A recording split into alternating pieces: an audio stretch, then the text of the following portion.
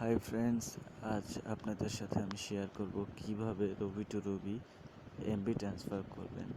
খুব একটা ইজি, তাই এটা আমি একটা পিক হিসেবে আপনাদের দেখিয়ে দিব। অল্প একটু কাজ, তাই চলুন পিকটা দেখি।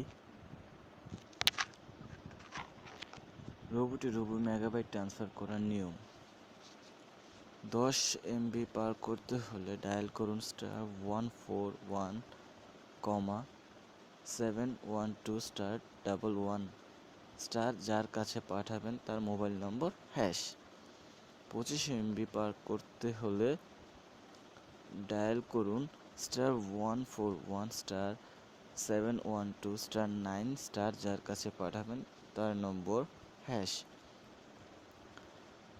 60 এমবি পার করতে হলে ডায়াল করুন *141*712*4, যার কাছে পাঠাবেন তার মোবাইল নম্বর #।